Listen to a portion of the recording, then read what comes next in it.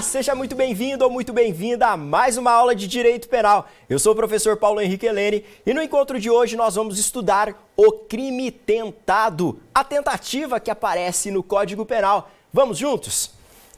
Para você ter uma exata compreensão desse instituto que aparece lá no artigo 14, inciso 2º do Código Penal, a tentativa, é fundamental que você tenha assistido o nosso encontro anterior, onde eu tratei sobre o iter criminis, o itinerário do crime, o caminho do crime. O que a gente viu naquele encontro? Nós vimos, então, as etapas de realização do fato típico, a cogitação, a preparação, a execução e a consumação. Por que é importante você compreender a ideia de iter criminis para tratar aqui sobre a tentativa? Porque nós só vamos falar de tentativa a partir do momento em que eu tiver o início da execução. Então, quando eu tratei naquela aula a diferença entre atos preparatórios e atos executórios, aquela diferenciação que é polêmica, trouxe um exemplo até daquela questão da escavação, dos sujeitos que cavaram um túnel para chegar no cofre da instituição bancária, as teorias que a gente estudou, tudo aquilo é muito importante porque se eu estou na fase de preparação, não há responsabilidade penal, salvo se aquele ato for um crime autônomo.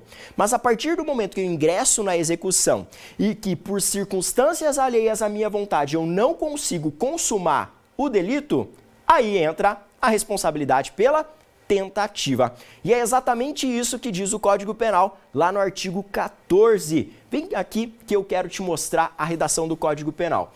Olha só, o artigo 14, ele diz o seguinte: disse o crime. No inciso 1º, aparece o crime consumado. Então lá fala sobre a consumação, certo? E aí, o que interessa para nós agora é a redação do inciso 2º, onde você tem a previsão da tentativa. E nós temos então o crime tentado quando iniciada a execução, não se consuma por circunstâncias alheias à vontade do agente. Por isso que eu falei para vocês da importância de você já ter em mente a ideia do iter criminis e principalmente aqui o fator de distinção entre preparação e execução, porque é só a partir da execução que eu consigo trabalhar com a tentativa. E o Código Penal ainda traz uma questão que é muito interessante. Será que o sujeito, quando pratica um crime consumado, recebe a mesma pena do sujeito que pratica um crime tentado?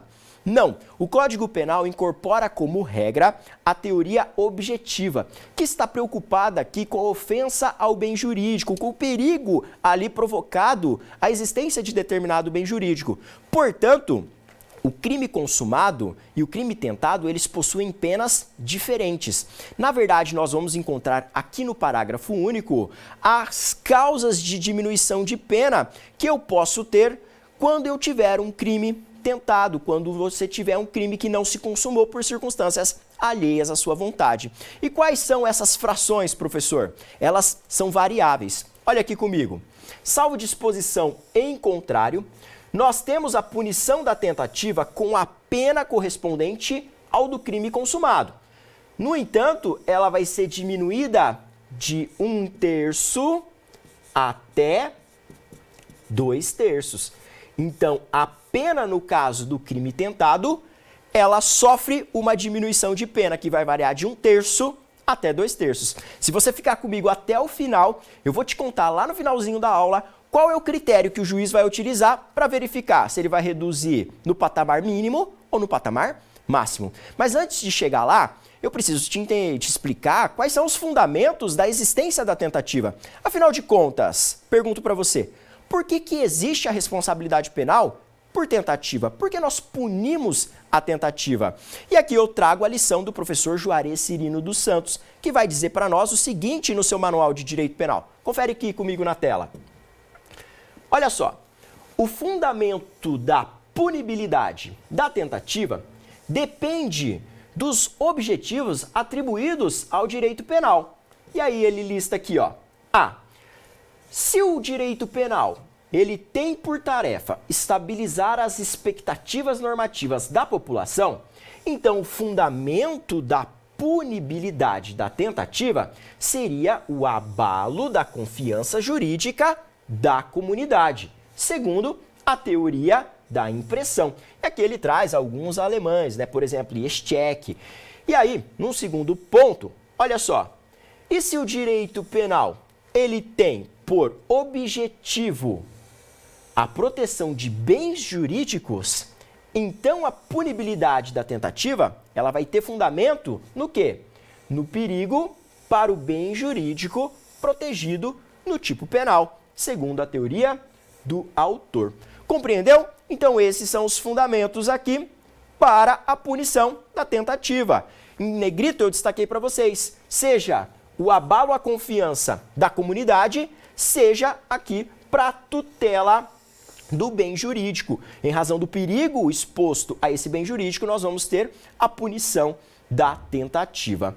Agora, vamos mergulhar na análise aí do que a doutrina fala, analisando também o que dispõe o Código Penal. A primeira questão é o seguinte: qual é a natureza jurídica da tentativa? No slide tem ali para você anotar, mas eu também quero que você anote a seguinte expressão: a tentativa é uma norma de ampliação ou extensão temporal da figura típica. Professor, o que é isso?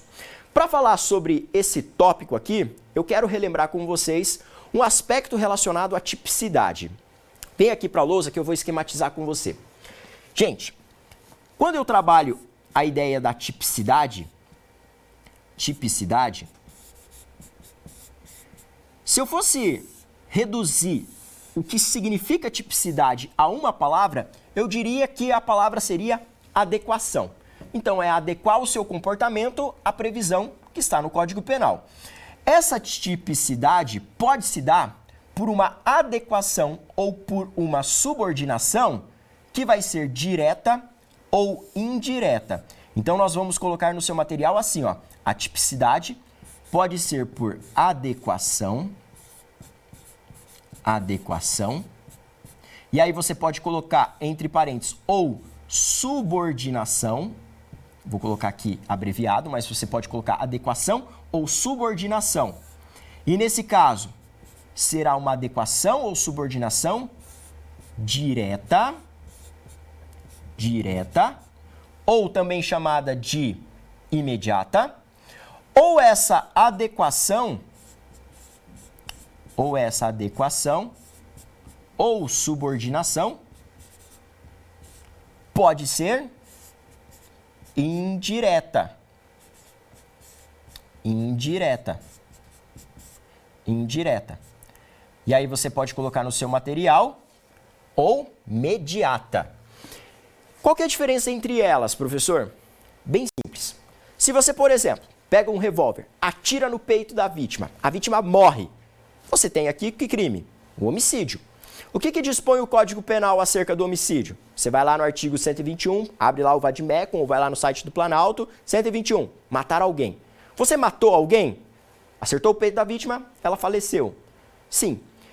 O que você praticou? Se amolda exatamente ao que está na lei? Sim. Então, nesse caso, eu tenho uma tipicidade por subordinação direta ou imediata. Entendeu? Então, exatamente o que você fez se enquadra no que está no Código Penal.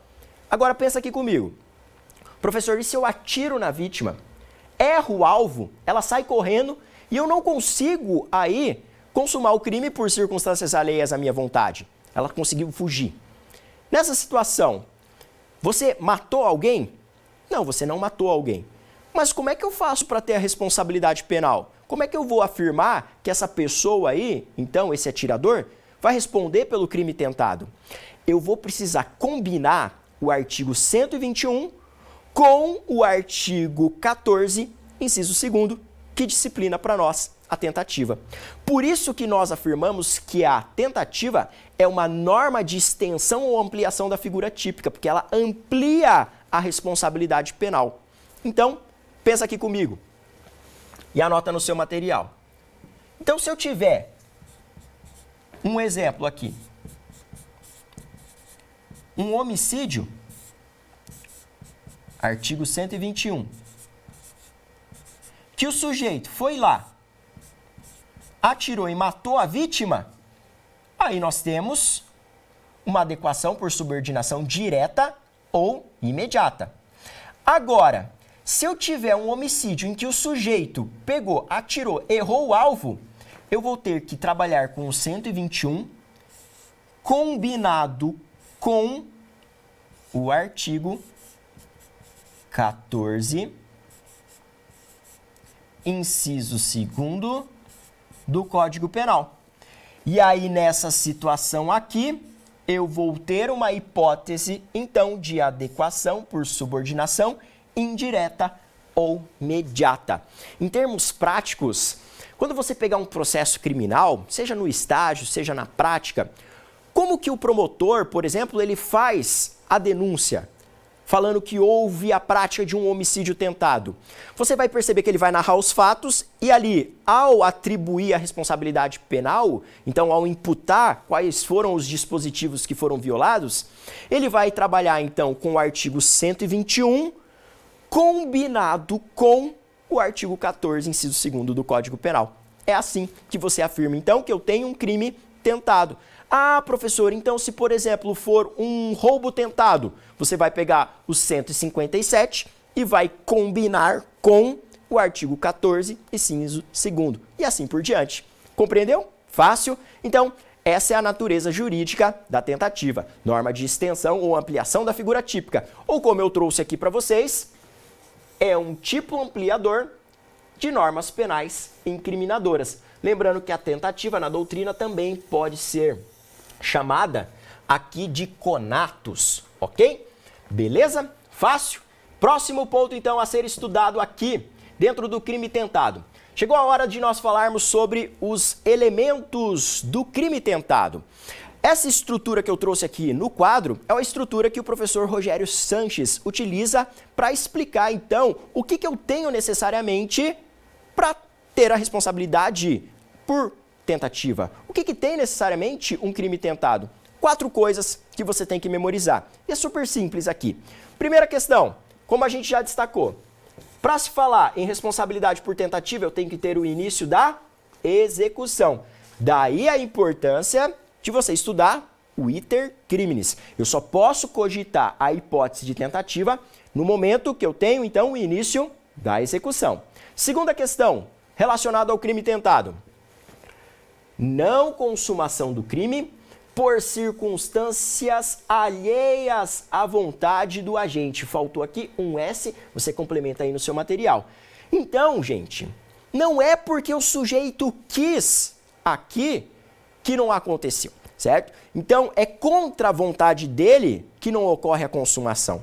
Porque se ele tem aqui um ato voluntário, pode ser que a gente se depare com outro instituto que aparece no artigo 15 do Código Penal, seja a desistência voluntária, seja o arrependimento eficaz. Então, aqui não é um ato voluntário dele a não realização da consumação, a não realização do resultado danoso. É contra a vontade dele. Isso é muito importante você saber, então.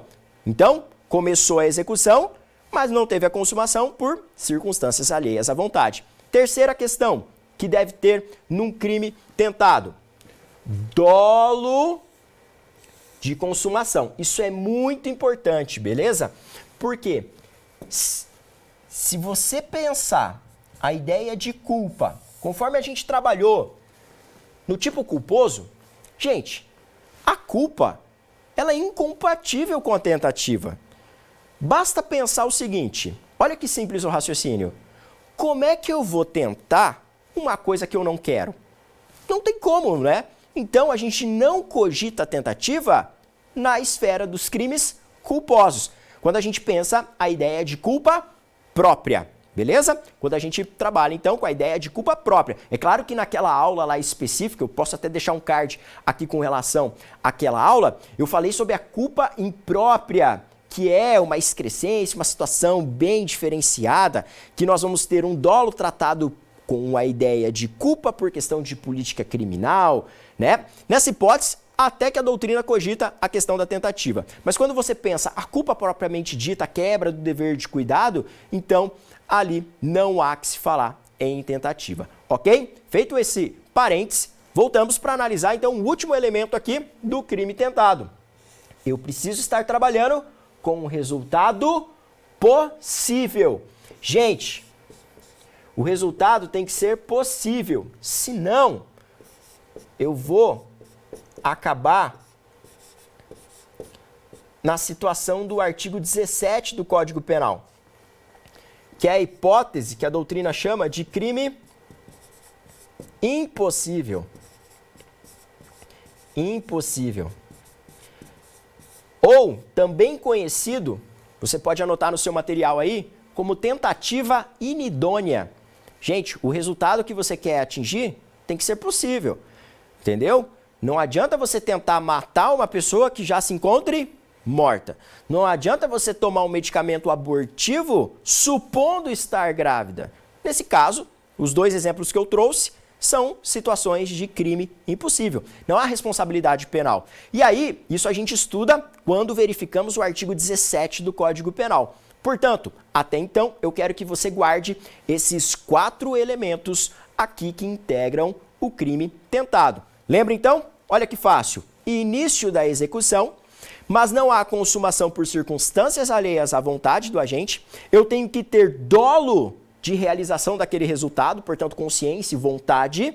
E o resultado que eu quero atingir, ele deve ser possível, ok? Tem que ser um resultado possível, idôneo, ok? Então, podemos avançar para o próximo ponto relacionado à tentativa. Vem aqui comigo. Essa questão, ela é muito importante, especialmente para você que está estudando para concurso público, porque os concursos adoram muito explorar aqui quais são, afinal de contas, os crimes que não admitem tentativa. E nesse ponto, querendo ou não, nós temos que memorizar, acaba virando um decoreba. Como é que, então, eu vou trabalhar com a ideia de tentativa, porque a tentativa aparece como regra, mas você tem que ficar atento que tem crimes que não admitem a ideia de tentativa. E que crimes são esses? Eu vou te dar uma noção aqui, pessoal. Então, eu vou trazer todas as hipóteses, mas eu vou te ensinar a fazer um raciocínio para você pensar isso aqui de forma adequada. E se, porventura, você não lembrar de todas as hipóteses, pensa do jeito que eu vou te ensinar aqui. Antes de começar, então, olha aqui comigo na tela. Crimes que não admitem tentativa. Como eu já trouxe a ideia para você, crimes culposos não admitem tentativa. Lembra? O raciocínio que eu acabei de te ensinar? Como é que eu vou tentar o que eu não quero? Então, quando eu trabalho com a culpa própria, eu não admito tentativa. Tem exceção aqui? Tem. No caso da culpa imprópria. Então, ao fazer menção dessa hipótese aqui do homicídio culposo, eu estou falando que não admite tentativa no caso da culpa própria. Então, não admite tentativa a culpa própria. Tem exceção? Tem. Conforme nós vimos lá na aula de tipo culposo, a exceção aparece no caso da culpa imprópria. Imprópria. Beleza? Beleza. Agora, outra situação aqui que eu não tenho a possibilidade de tentativa. No caso de crimes condicionados. O que é um crime condicionado? É aquele crime que é condicionado à existência de um resultado naturalístico. Ou seja, eu tenho que ter um crime que, para acontecer, tem que ter efetiva modificação do mundo externo. Um exemplo muito bom é o artigo 122 do Código Penal, que traz lá, por exemplo, tem a automutilação, mas além da automutilação, quando a pessoa vai lá e realmente realiza o suicídio. Então, a morte naquele caso lá, do sujeito então que induz, instiga ou auxilia alguém a praticar automutilação ou suicídio, então a morte é um resultado naturalístico. E para que haja responsabilidade penal, realmente a vítima tem que ir lá e se jogar de um prédio, por exemplo, certo? Atirar contra si mesmo, nessa situação. entendeu? Tenho que ter o resultado naturalístico. Se não tiver o resultado naturalístico, não há consumação do crime e não há responsabilidade penal. Compreendeu? Então não há como cogitar nessa hipótese a tentativa. Nós não temos um meio termo aqui. Então, portanto, a doutrina afirma para nós que crimes condicionados não admitem tentativa. Exemplo marcante, artigo 122 do Código Penal. Próximo crime que não admite tentativa são os crimes classificados como habituais. Crimes habituais são aqueles que exigem a prática reiterada da conduta. Eu trouxe o exemplo do artigo 282 do Código Penal, que fala sobre o exercício ilegal da medicina. Então, o sujeito lá, que simula ser médico, ele, por exemplo, ele tem que ter uma reiteração na conduta criminosa dele. Então, tem que atender várias pessoas. É a mesma ideia do crime que também aparece no Código Penal, do curandeirismo. Eu tenho que ter uma reiteração na prática da conduta. Então, ou você consuma o crime, ou você não trabalha com a responsabilidade penal. Nós não temos um meio termo que seria a tentativa. Guardou isso? O que mais? Os crimes omissivos. Quando eu trabalho com a omissão própria, que é aquela ideia de deixar de. A ideia de deixar de fazer algo. Como acontece na omissão de socorro, que aparece no artigo 135 do Código Penal. Pensa aqui comigo, a omissão de socorro. Ou você presta o socorro, ou você omite o socorro, não é? Não tem um meio termo. Ou você, então, consuma o crime, ou você não realizou crime algum, se você prestar o socorro. Perceba que não há um meio termo. E essa ideia aqui que eu quero passar para vocês, que a maioria das hipóteses dos crimes que não admitem tentativa, isso vai servir para você memorizar, é que todos eles, em sua essência, são crimes unissubsistentes. O que significa isso? Que eles são praticados mediante um único ato. Para consumar, eu pratico um ato. E aí, se eu não pratico esse ato, não dá para fracionar a execução, não há que se falar em responsabilidade penal. Por exemplo, um crime omissivo puro, aqui como eu trouxe para vocês a omissão de socorro, ou você presta o socorro, ou você não presta o socorro. Entendeu? Não tem como fracionar isso. Então, ou você pratica o crime, ou você não pratica o crime. E é exatamente isso que a gente vai ver no próximo slide. Olha aqui comigo. Crimes unissubsistentes. Todo crime que for classificado como unissubsistente, ou seja, aquele crime que é praticado mediante um único ato de execução, aí não se admite a tentativa. Eu trouxe para você o exemplo da injúria. No entanto, é injúria verbal. Então, por exemplo, injúria é o quê? É um xingamento, não é? Então, você atribuiu uma qualidade negativa a outra pessoa. Imagina só, eu estou na sua frente, eu falo para você, você é um bosta. Tem como fracionar isso? Tem como fracionar isso? Não tem como fracionar isso. Perceba que eu tenho um único ato executório. Ou eu xingo, ou eu não xingo. Entendeu? É claro que você não é uma bosta, tá? Pelo amor de Deus, ok? Olha só, gente, então, quando eu tiver um ato aqui, que é um único ato que leva a execução para consumação de forma direta, que não dá para fracionar, automaticamente nós não podemos cogitar a tentativa. Agora, se porventura, quando você estuda a classificação de crimes, você se deparar com um crime que é plurissubsistente, onde eu consigo fracionar os atos de execução, aí, no plano teórico, é possível falar em tentativa. Pensa comigo aqui a hipótese de eu fazer uma injúria, mas de forma escrita. Eu faço uma cartinha colocando lá, certo? A qualidade negativa. Pode pensar o que você quiser. Escreva no papel, coloco na bolsa ali do sujeito, certo? E aí, porventura, ele perde essa bolsa no meio do caminho, você coloca por e-mail, dispara o e-mail não chega na pessoa. Então, pode ser que, por circunstâncias alheias à vontade, você não consiga consumar. Pode ser que a carta seja extraviada, pode ser que a mensagem não chegue, entendeu? Então, no plano teórico, quando eu tenho um crime plurissubjetivo, ou melhor, plurissubsistente, anotando aí, é plurissubsistente, aí eu não consigo aqui, ou melhor dizendo, aqui eu consigo trabalhar, então, a tentativa, porque eu consigo fracionar os atos de execução. Compreendeu isso? Então, só não admite tentativa unissubsistente. Quando eu pratico, então, mediante um ato executório. Agora, se for plurissubsistente, aí a gente consegue admitir a tentativa. Anotou isso? Vem aqui. os crimes de perigo abstrato também são considerados aqui crimes que não admitem tentativa. Nessa hipótese aqui, eu tenho crimes, então, que o perigo ele é absolutamente presumido por lei, que é a hipótese muito comum na prática do artigo 306 do Código de Trânsito Brasileiro. Que crime que é esse, professor? É embriaguez ao volante.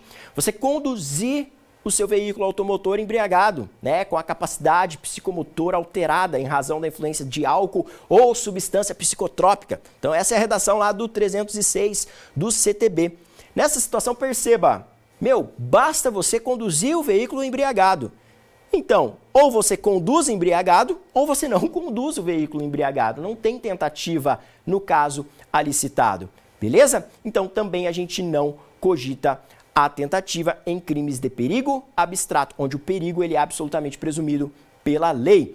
E aqui também a doutrina reforça para nós a ideia de que nos crimes pré-ter-dolosos, onde eu tenho um dolo no antecedente e culpa no consequente, que é o caso da lesão corporal seguida de morte, nós não vamos admitir a tentativa. A doutrina cita essa hipótese também. De forma esquemática, nós poderíamos dizer que o crime pré-ter-doloso é aquele formado por dolo no antecedente, então no início, e culpa no resultado, certo? Culpa no resultado. Ah, professor, como assim? Imagina só um sujeito, certo? Está na frente do desafeto dele, tem a intenção de causar um dano à integridade física do desafeto, pega então e dá um soco em direção ao rosto, acerta o soco no rosto da vítima, a vítima cai, bate a cabeça no chão, onde tem ali uma canaleta, um meio-fio, e ela vem a falecer ali em razão do traumatismo craniano. Então, recebeu o soco e aí morreu em razão de bater a cabeça ali no meio-fio, certo? No cantinho ali ou numa pedra que estava no chão e assim por diante. Pode ter vários exemplos nessa situação. Perceba que eu tenho dolo no início e culpa no resultado. Então, com relação a essa situação, pelo fato de eu ter culpa no resultado, não há que se cogitar a tentativa, porque não cabe tentativa em crimes culposos. Então, já que a culpa aparece aqui, nós afirmamos que a tentativa é inadmissível nessas situações. Guardou isso? Beleza? Até aqui, todas as hipóteses são amplamente pacíficas na doutrina. Então, não admite tentativa nessas situações que a gente narrou, ok? O ponto em comum é que a maioria delas, e essa é a ideia que eu quero que você guarde, é que a maioria dessas classificações também são classificadas, os exemplos aqui que eu trouxe, também aparecem como crimes unissubsistentes, ou seja, são praticados mediante um único ato, ou você faz ou você não faz. Por isso a ideia de que não admite tentativa. No entanto, eu tenho que te advertir uma questão que é muito importante. Cuidado com duas questões aqui. Olha só, muitos livros de direito penal, eles trazem lá o capítulo, né? Crimes que não admitem tentativa. E aí colocam lá as contravenções penais e colocam lá os crimes de atentado ou empreendimento. No entanto, eu quero te fazer uma advertência e você tem que tomar muito cuidado com isso. Primeiro, com relação às contravenções penais. Professor, onde que aparecem as contravenções penais? As contravenções penais aparecem num decreto-lei específico. É esse aqui, ó, o decreto-lei 3.688, que é lá de 1941, certo? É antigo pra caramba. Exemplo de contravenção, vias de fato, certo? Exemplo de contravenção, certo? Então tem vários exemplos lá, tem a questão do jogo do bicho, que aparece lá. A antiga importunação sexual agora que é crime, né? Depois daquele episódio dramático que aconteceu dentro de um transporte coletivo, né? Lembra daquela situação que o sujeito se masturbou e ejaculou na moça dentro do transporte coletivo? Aquela época deu um maior rolo porque aquela questão, aquele ato propriamente dito, antes era enquadrado como contravenção penal, era importunação sexual. No entanto, com a reforma que a gente teve no Código Penal no final do ano de 2018, na parte dos crimes contra a dignidade sexual, esse ato agora passou-se a considerar crime, agora está lá no Código Penal com a qualidade de crime. E aí deu uma maior repercussão à época, porque em caso de contravenção, nós não admitimos prisão em flagrante, né? Então aquele sujeito teve a prisão relaxada, isso gerou um escândalo na mídia, a sociedade ficou revoltada, e o legislador, por bem, verificando esse tipo de comportamento, em razão da reprovabilidade, resolveu, então, levar isso de contravenção e elevar para o status de crime, que é muito mais grave. E aí, nessa situação, a gente já consegue trabalhar com prisão. E sobre a questão de diferenciar crime e contravenção, eu também quero deixar uma aula relacionada, onde eu trago para vocês um quadro comparativo. Quais são as diferenças, afinal de contas, entre os crimes e as contravenções? Vou deixar um card aqui relacionado para você acessar essa aula também, que é muito importante. No entanto, o que eu quero destacar para você é o seguinte: professor, a tentativa é admissível na questão das contravenções penais? Olha a redação do artigo 4º da LCP, da Lei de Contravenções. Ele diz o seguinte, ó, que não é punível a tentativa de contravenção. Não é punível. Ele não disse que não é admitida. E aí, eu quero que você anote que acredito que de forma correta, boa parte da doutrina vai dizer para nós o seguinte: a tentativa, ela é factível, ela é possível em algumas contravenções penais. No entanto, a opção político-criminal nossa aqui no Brasil é de não trabalhar com a punição dela, entendeu? Então, é possível, é factível, pensa comigo. É possível a gente cogitar uma tentativa de perturbação ao sossego, que é um exemplo de contravenção penal. É possível, no plano teórico, a gente trabalhar com isso. No entanto, nós não vamos punir. E é isso que eu quero que você anote como observação no seu material. Outra questão que também é muito interessante é essa segunda situação. E os crimes de atentado ou empreendimento? O que é um crime de atentado ou empreendimento? O crime de atentado ou empreendimento é aquele que pune com o mesmo rigor a tentativa e a consumação, ou que só admite a modalidade tentada. Não existe consumação. Então, olha só, é aquele crime que você tem a consumação e a tentativa, mas com a mesma pena. Nesse caso, a gente fala aqui, na doutrina, que adota-se a teoria subjetiva. Subjetiva.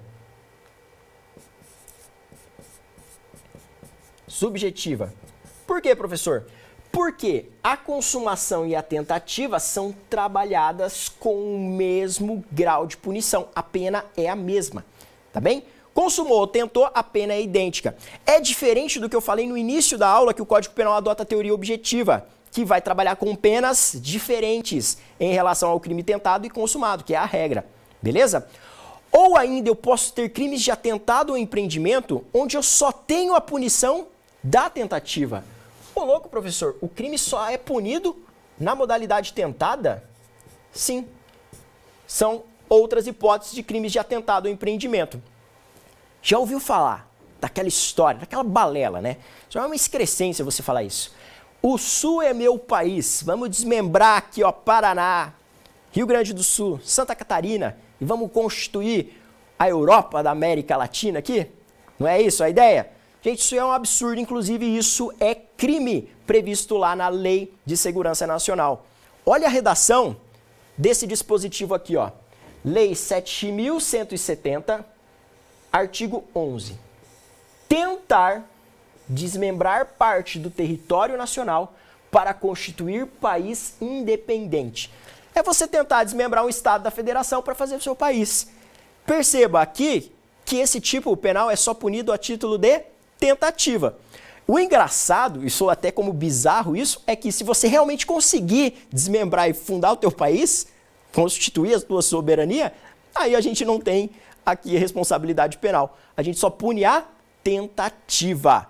Entendeu? Esse é um exemplo de crime de atentado ou empreendimento. Agora, outros exemplos interessantes aparecem lá no Código Penal, no artigo 352, tem um tipo penal lá interessante que pune a tentativa de fuga ou fuga do preso. E também tem um outro dispositivo que aparece no artigo 309 do Código Eleitoral. Esse crime aí, ó, a gente está gravando essa aula em 2020, ano eleitoral, né? Em razão da pandemia, a eleição vai acontecer ali no finalzinho do ano. Mas se, por exemplo, você chegar no dia da eleição e tentar votar 2 vezes, há crime. ou se você votar 2 vezes, é crime. E a tentativa e a consumação é punido com o mesmo rigor. Essa é a redação do artigo 309 do Código Eleitoral. Então, exemplo aqui de crime de atentado ou empreendimento. A doutrina coloca essa situação aí falando, nesse caso a gente não trabalha a ideia de tentativa da mesma forma que a gente trabalhou nas outras exceções que a gente viu no slide anterior, com relação aos crimes que não admitem tentativa de forma absoluta.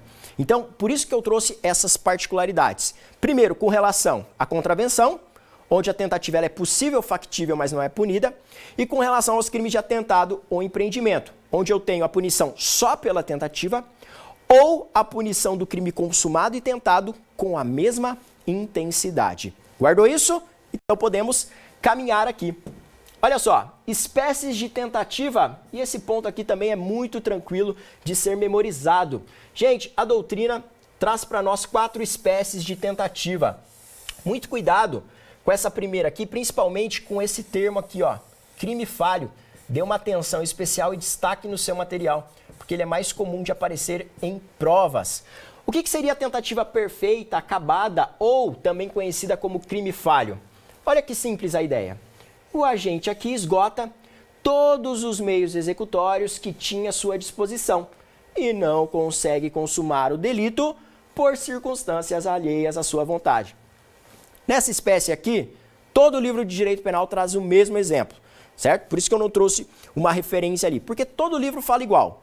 Imagina que o sujeito tem lá um revólver, imagina que no revólver tem 7 projéteis, e aí ele vai lá na frente da vítima, efetua 7 disparos, e aí parte atinge na vítima, outra parte não atinge na vítima, a vítima consegue fugir nessa situação, e aí o médico lá no hospital salva a vida da vítima.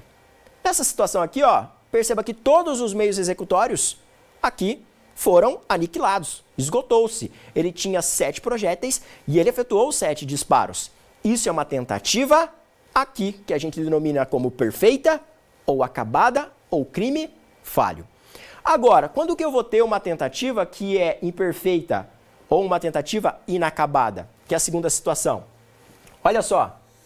Vai ser quando o agente inicia a execução, mas ele não esgota o processo executório, deixando de consumar o crime por circunstâncias alheias à sua vontade.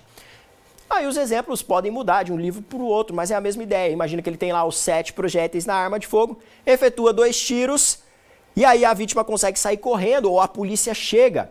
Ou ele está diante da vítima com um punhal, dá a primeira punhalada, acerta a vítima, no momento que ele vai dar a segunda, chega uma pessoa e segura o braço, entendeu? Perceba que ele não esgota os atos executórios ali, o processo de execução.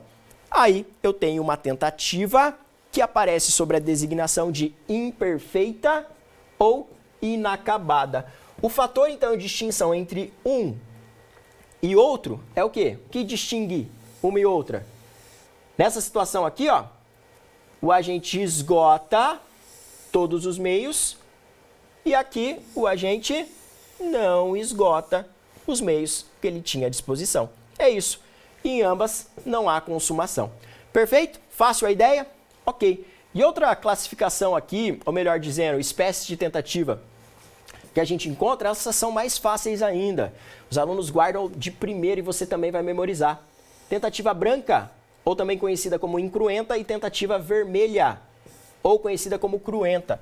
A branca ocorre quando o objeto material não é atingido pela conduta criminosa. Já a vermelha é quando o objeto material é atingido pela conduta criminosa. Olha que exemplo fácil. Atirei na vítima, errei a vítima. Ela saiu correndo. Ela sofreu um dano à integridade física? Não. Tentativa branca. Atirei, acertei a vítima, ela conseguiu fugir, mas foi prontamente socorrida e o médico salvou a vida dela. Nesse caso, a tentativa é vermelha, o objeto material, então a pessoa aqui ela foi atingida pela conduta criminosa. E qual que é a ideia aqui do sinônimo cruento e incruento ou não cruento?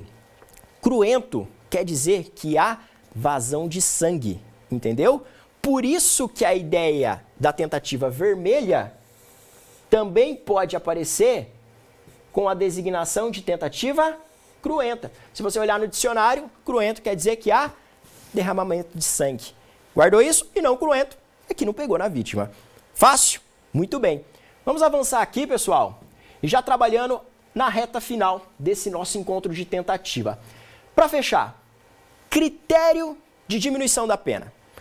Professor, no começo da aula, então, você me prometeu isso e agora você vai falar? Sim.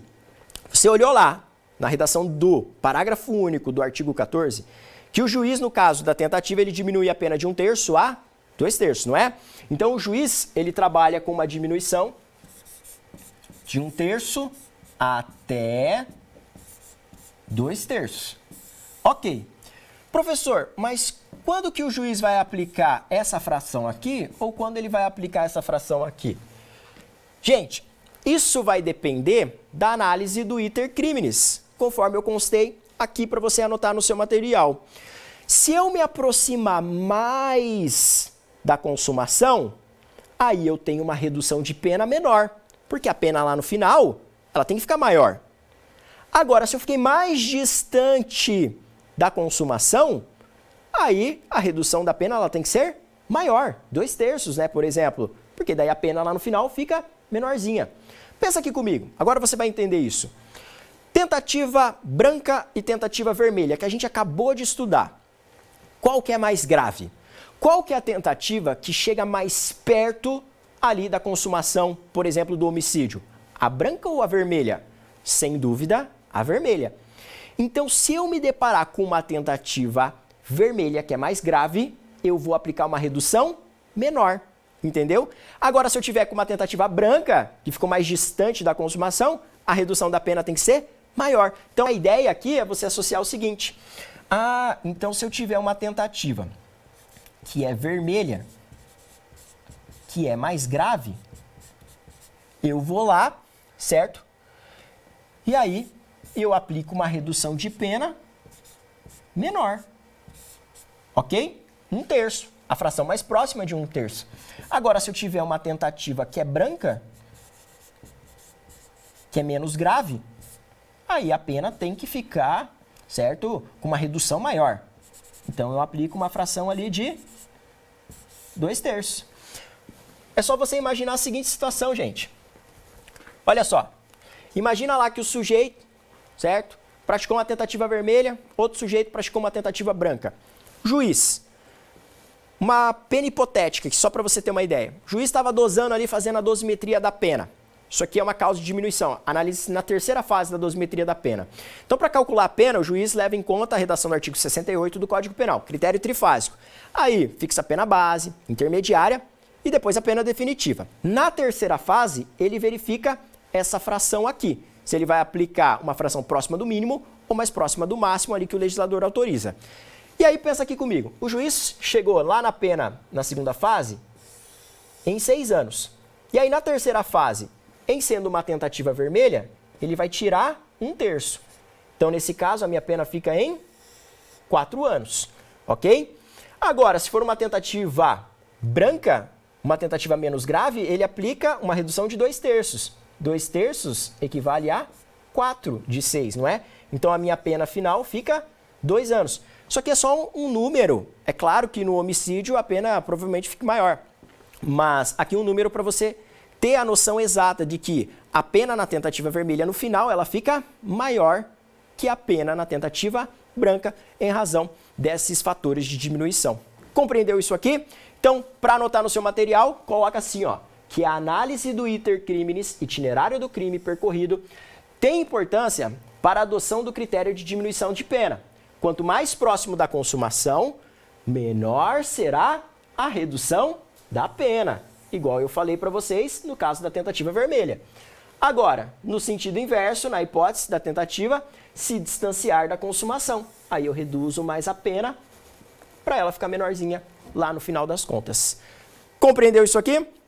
Com isso, pessoal, a gente esgota o assunto tentativa. Eu espero que você tenha gostado desse nosso encontro. Não deixa de esmagar um like aí e comentar no vídeo se esse encontro foi proveitoso para você. Se você tiver alguma dúvida, também coloca aí no comentário que eu vou ter o maior prazer em te responder.